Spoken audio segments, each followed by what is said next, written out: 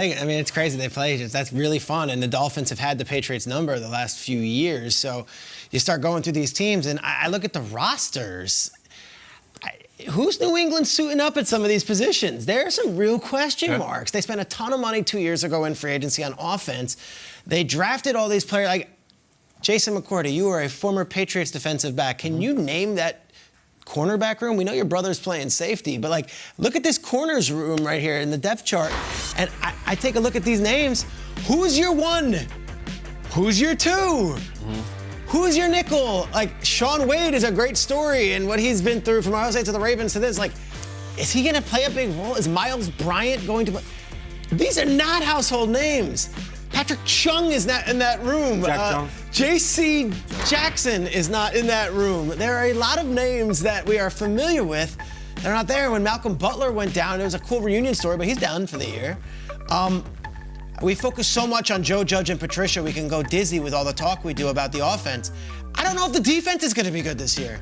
That is a slight to your brother. That is a slight to Bill Belichick, whose bread and butter is working it out and figuring it out with the Jimmies and Joes, and I'll take care of the X's and O's.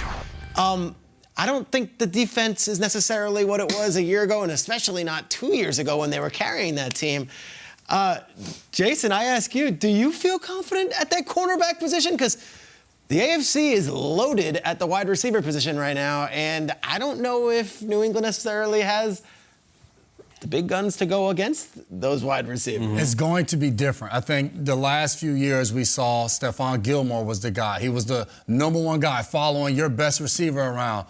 Gilly moves on to Carolina, and J.C. Jackson following the best receiver around. And then Jalen Mills was a guy who had a really good season last year, but he now steps into that #1 role. So he's been playing really well in training camp, but at the same time, he hasn't manned that position where he's following guys around, shutting down #1 receivers. Jonathan Jones is a guy who's been in the slot a lot. Right at that and when you watched him versus the Raiders, he was a guy that now has moved to the outside. So he has that position versatility. He's played some safety, but this is a whole new ball game for him, not being inside where he's comfortable, where he's naturally been over the last several years, really his entire career. You talked about Malcolm Butler. He was a guy who they released. They felt confident in this bunch. Miles Bryant is a guy who came in there. We used to call him IT for Isaiah Thomas. The little guy coming in there earned his spot, and he's performed well, playing some slot and some safety. Like you said, there's a ton of question marks. In week one, Jalen Waddle,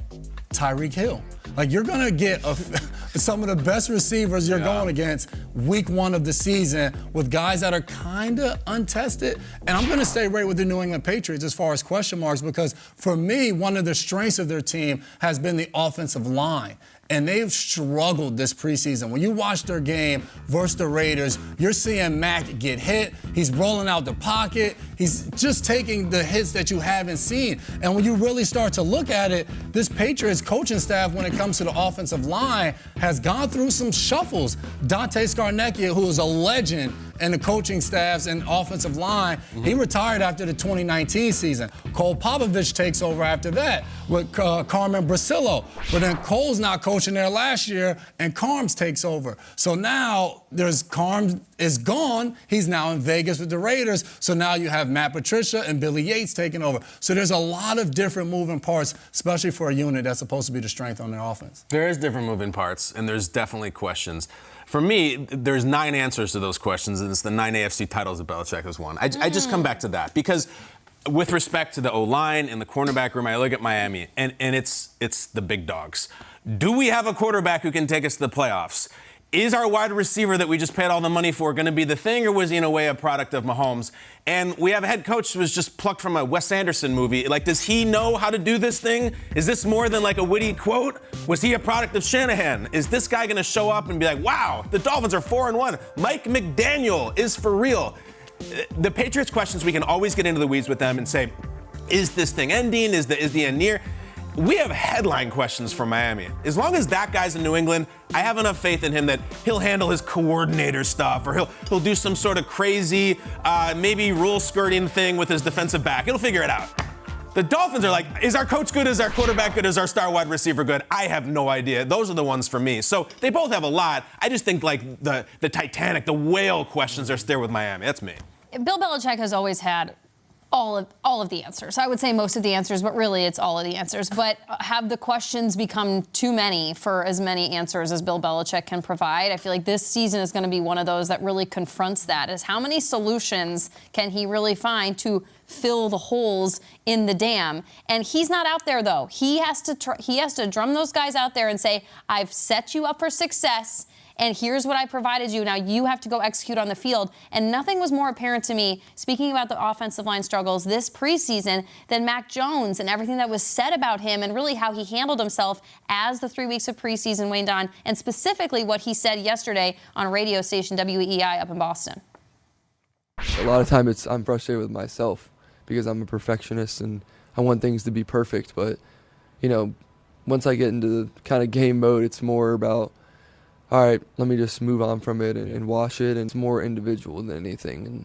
And if I'm going to get frustrated at other people, it's only to bring the best out in them. And I would hope that they hold me to the same standard. Now, this to me is particularly fascinating because being Nick Saban and Alabama, worked with him on this at Alabama when he would kind of flare his perfectionist points of his personality, and it would come out on the sideline in frustration and emotion. They would work on it. Steve Sarkisian, tamp it down, man. You got to move forward, look ahead. And it feels like he's kind of getting back into bad habits a little bit of like focusing too much on what just happened to him. And they gotta right this ship because Josh McDaniels is not there anymore. And I'm seeing a flip here, and to me that's the only thing that's changed is that McDaniels is not there to say, look ahead, Mac, look ahead. This is not the problem. It just happened to you. You got to look ahead and keep this team going right. Who is the person that Mac Jones is looking to? I keep coming back to that on the sideline to make sure his head is in the right place. There was another New England quarterback who got pretty fiery on the sidelines, too. That's true. And kind of gave you a piece of his mind, and was a bit too. of a perfectionist. No doubt about it. Quickly, Jason, are we filling a segment in August saying, Patriots concerns, or is there really something to worry about going into this year? I think without a doubt. Like we just talked about. Yeah, for sure. Yeah. Like we haven't talked about McDaniels not being there or a Billy O being there or Charlie Weiss. Like there is no guy there, So I definitely think some concerns.